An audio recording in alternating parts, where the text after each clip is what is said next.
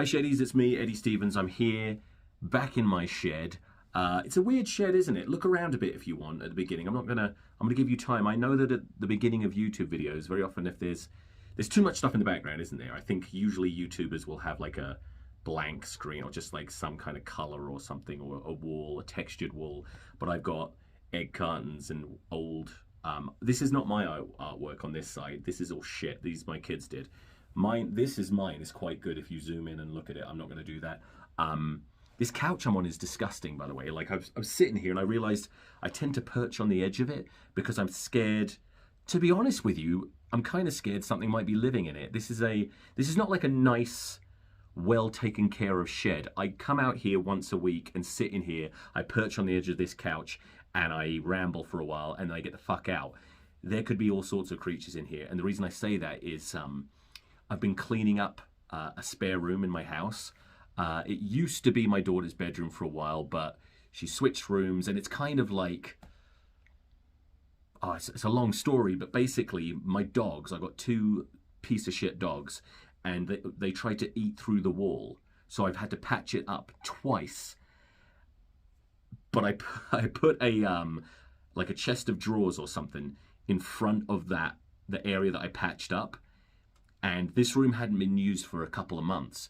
I moved the chest of drawers, and that hole where I patched it up, they'd managed to eat through it a little bit again, which means that there was access to the house for little creatures. And at some point I'm cleaning up and I found what looked like mouse poo. And then shortly after that, I found a dead mouse, just one dead mouse. And it's interesting, because I kind of shit myself. It's weird. I got kind of squeamish and weird about it. This little tiny dead mouse. Now, here's the thing. I'm very comfortable with by the way, I'm doing a full podcast here. I'm kind of killing two birds with one stone. I wasn't even going to do this. This is a Premiership special. And I wasn't going to do it, but two people asked me to, two Sheddies asked me to do a Premiership YouTube video. And two people's like almost 10% of my audience on YouTube. So it's kind of important that I make them happy. And so that's why I'm doing it. Anyway, I'm killing two birds with one stone. I'm doing a quick Premiership pod with a quick Premiership YouTube video. I'm assuming this part will be on the YouTube video. This is what I do. I ramble. It's not going to work for YouTube. Let's not ramble. Anyway, I used to be very, very comfortable with dead animals. That makes me sound like some kind of psychopath. I didn't enjoy dead animals. Or actually, to a point I did actually. Did you know that years ago, I'm talking 17 years ago, I was a vet tech. I worked at a vet clinic for a while. I won't name the vet clinic because they probably want to stay in business. But while I was there, we would handle euthanasias, right? And I've killed many animals, beloved pets. Sorry, I'm reminiscing. And we take the bodies of these people's beloved pets, put them in plastic bags, and then just hit each other. No, we didn't. We would tie them up in these bags, put them in the freezer to dispose of later. And one of the little pranks I like to pull in this clinic was I'd climb inside the freezer with the dead animals. And then I tell somebody, before I got in, I'd tell somebody to tell a receptionist to check for a certain pet. And they'd come and open the freezer and I'd go, ah, and scared the shit out of them. And so that's how comfortable I was with dead animals. But I found this dead mouse and it gave me the heebie-jeebies. I got all about it. And I had to get a broom, like a dustpan and a brush. And even though the broom is like, it's a long broom and a long dustpan at the end, like I'm a long way away from this dead mouse. I'm not making contact with it, but I felt like the broom was like an extension of me and I felt like I was touching it. And I went to sweep the mouse into the dustpan and somehow I flipped it and it like flipped upside down and it was like this dead flat, for some reason, mouse. It was kind of mummified. And I heard myself scream in a way. I heard myself go a very primal like, ah! Sorry, that's probably not good for your ears on the podcast or YouTube. And then I had a hysterical laughing fit at how much of a pussy I just was.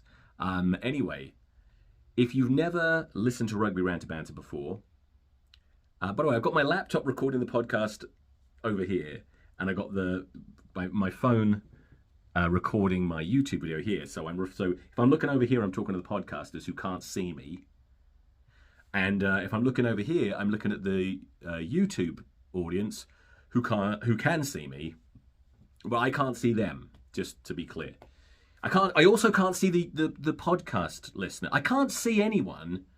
I can only see myself in here, and I must say, I look all right. This is a bit weird, isn't it? I almost look like I'm not going to talk about it. Anyway, what the fuck was I saying? What an exciting weekend of rugby we got coming up. Everybody's talking about it, aren't we? Yes. It's the Rugby World Cup. No, it's the Premiership. Week 2. Last week was the premiere of the Premiership Premier. Fuck! Last week was the opening weekend of the Gallagher Premiership, and I watched almost all of these games in their entirety, and I'm going to talk about them quite quickly, if that's okay with you. It was actually a fucking good weekend. Sorry, I'm swearing. I'm not supposed to swear on YouTube, am I? We'll see what happens. We'll see if I get banned.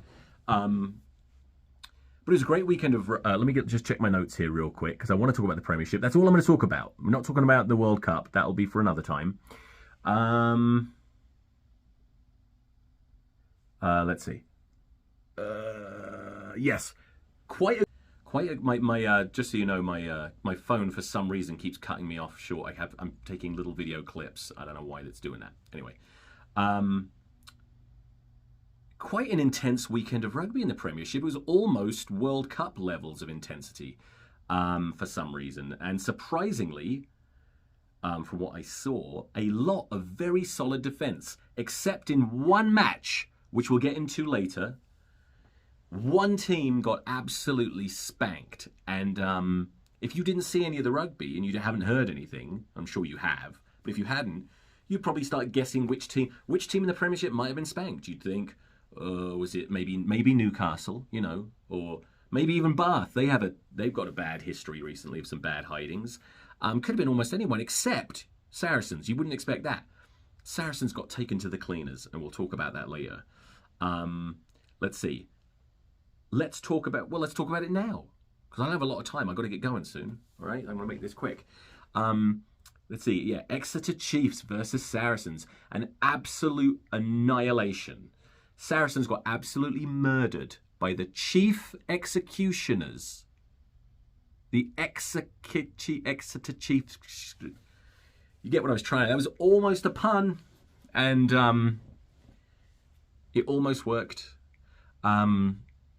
But anyway, absolute annihilation. Josh Hodge, Exeter fullback. Now is Stuart Hogg gone because of something naughty, we think.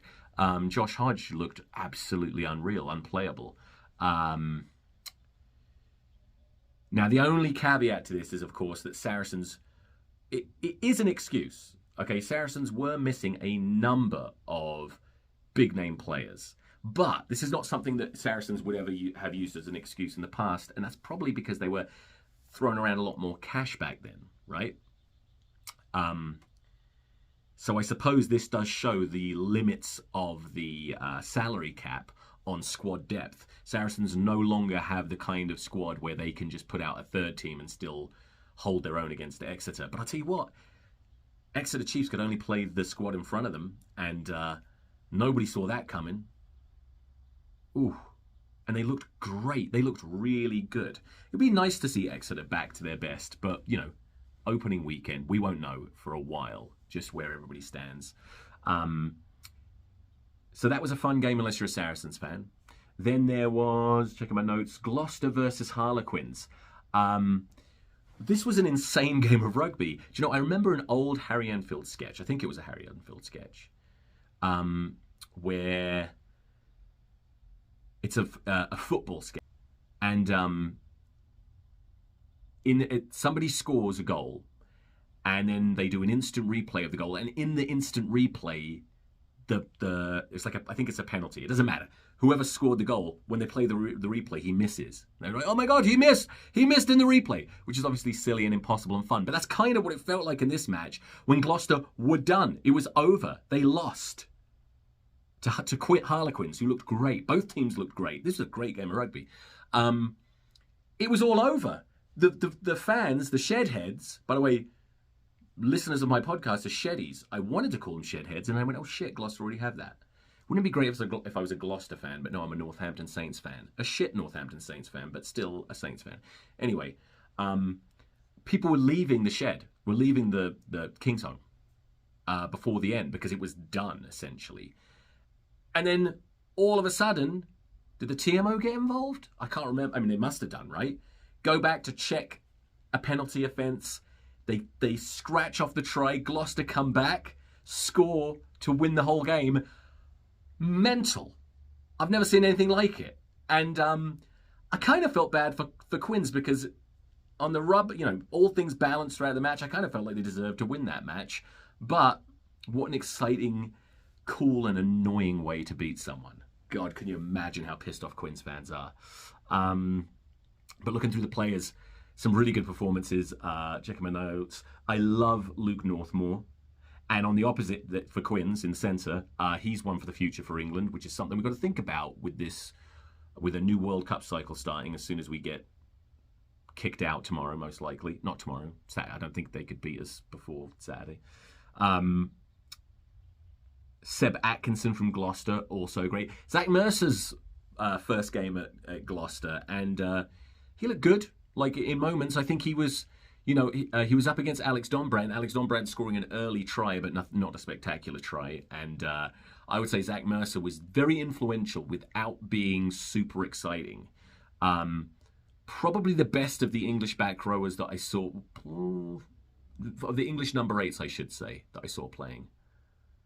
That might be a lie. That is a lie. Forget I said that. Let's see. The only real disappointment for me in this match was Tyrone Green. He barely got involved. And I'm a big Tyrone Green fan. And I had him in my fantasy team, which probably means he's going to suck all season because of my Shidas touch. If you don't know about my Shidas touch, I'll explain it to you very, very quickly. I am King Shidas. We've established this. You know how Wasps are no longer in the Premiership? That's because of me. Because everything I touch turns to shite. Hence the name King Shidas. This is ridiculous. My fucking camera keeps stopping. I know what's going on with my camera. This is ridiculous. I can't record this properly.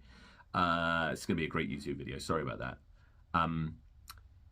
Anytime I say I rate a player or take an interest in him, he'll get injured or just start playing like crap. The year that Wasps were relegated, I based my entire fantasy team on that squad. Okay, bear with me, please. Technical issues. Okay, I think I fixed my issue with the camera stopping constantly. Okay, so, where was I? Shidas touch, yes. I've done it to multiple players. I start talking about them, hyping them up, they get injured, or sometimes die. If you have any enemies that you want me to start talking about on the podcast, let me know. I'll do that. They won't last long. I killed Wasps, as I said, just by wanting their players to do well on my fantasy team. Now I can't remember why I started talking about this. By the way, this is my my ADHD. It's like ADHD, where you get distracted and all that shit and lose track of where you are. Except I'm not sure that I really have actual ADHD. I think I'm just a bit stupid, so we call it ADHD. I am diagnosed with ADHD, but who isn't? How easy is it to get diagnosed with ADHD nowadays? It's fucking easy. Anyway, what was I saying? Tyrone Green, yeah, I picked him in my fantasy team, so he'll probably be crap now because of my Shidas touch. I have touched him with the shitty finger, poopy brown finger of King Shidas. And speaking of my Shidas touch, do you know who I was hyping up the most? I'm not going to say it. There's a certain number 8 playing for Bath who I have expressed a lot of love for. Hyped him up a lot, and consequently he's been injured a lot. So I'm not going to say anything about him. But let's talk about Bath versus Newcastle. Now, I fell asleep before the end of this match.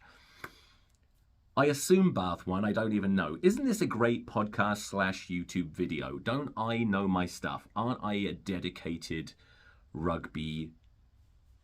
Yeah, I don't know. I assume Bath won. Finn Russell came on. There's a number 8 who had a good game back, a decent game back from injury. I think he probably, I don't know, he and Zach Mercer were probably on an equal sort of level. Oh, by the way, something happened during this match. I mentioned on the last podcast, if you listened, that I'd seen just the first 5 minutes of this match, and I saw Adam Radwan just bump somebody off and just look powerful. It was nothing. It was just a tiny little moment. But I got excited about it because I just thought, even in that little moment, he showed more than the current wingers in the England squad could do. Basically, it was more of an attack on them. Don't tell them. Then part of the rugby brethren and a long time Sheddy, brother Frank, he messaged me, and I'm going to read what he said to me because it's quite shocking what he said. He said, where is it? Oh yeah, this is the message I got from brother Frank. I shouldn't have said his last name, should I? He could be anyone. There's many people who go by that name. But brother Frank said, your takeaway from the Bath game this week was Radwan showed power by bumping one player off and going to ground. If I believed in God, I would pray to him to destroy your podcast and your shed and your YouTube channel, except I wouldn't bother wasting his time because you will fail. That's what he sent to me. That's hate mail from, I said a fan, that's not the right word, from a Sheddy, and it's disgusting. He didn't say, he said some of that. I wish he'd said that to me. Feel free to send me hate mail. As long as it's tongue-in-cheek and fun, don't actually make me cry. Although I did destroy my ego recently at a particularly awful open mic. I've talked about that before. Let's get back to the Premiership. Check my notes. Oh yeah, I'm surprised that none of the bigger teams have nabbed Radwan because Carreras was lured to France. And you would think one of the bigger teams in the Premiership, who somehow have a little bit more money, I don't know how they do it, might have, or even just one of the more successful teams, you would have thought one of them might have managed to lure him away from Newcastle, where he's probably not going to win anything. By the way, Radwan and Carreras were the best Newcastle wing combination since Nicky Gonover and Sonotti, which is my all-time favourite Premiership wing combo. They were unbelievable, weren't they? What am I doing? Well, that's it for that match. Like I said, I don't even know who won. Let's talk about Sale versus Northampton. This match kind of pissed me off because it was a game won by defence. It was a great match. So many good performances. I'm just looking at who I thought played well. Tom Pearson looked decent. Fraser Dingwall, I love him. He went off injured. He is in my fantasy team. Don't blame me. It can't all be my fault. But I love that centre combination of Dingwall and Hutchinson. Don't you love it? It's like in a rugby climate, in the Premiership at least, of like bish bash bosh centres.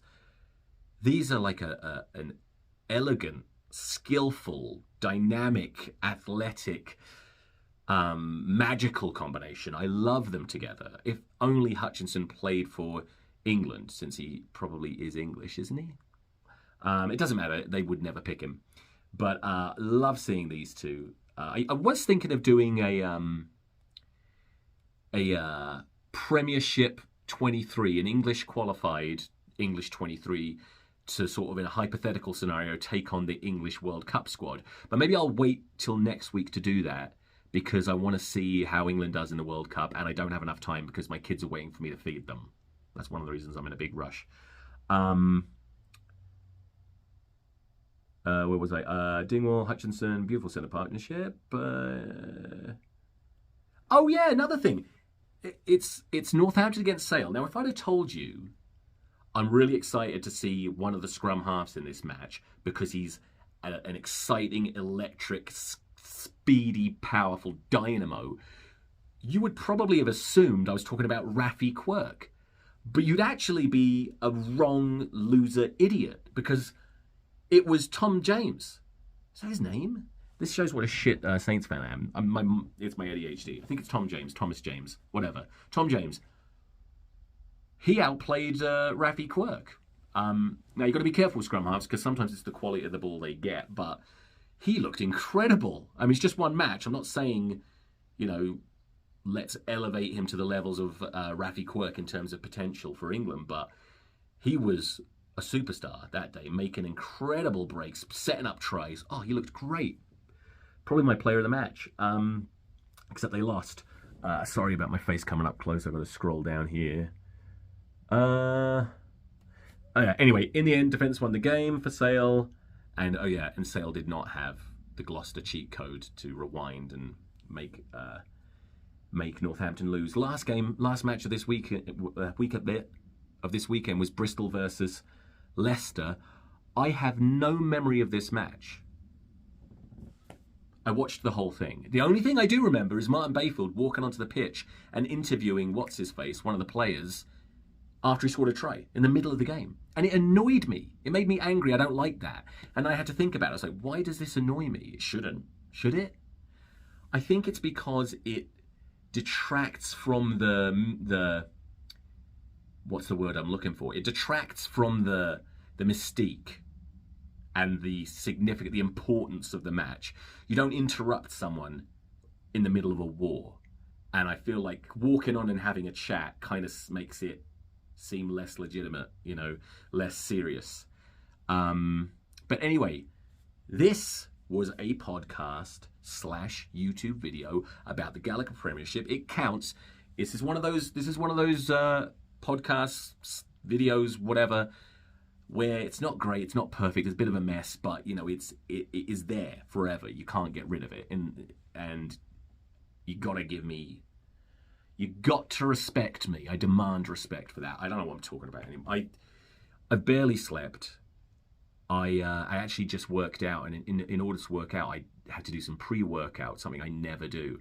And the combination of the pre-work and the actual workout itself means that for this entire podcast/YouTube video, I have been running entirely on pre-workout stimulants and adrenaline. And at any point, I could crash.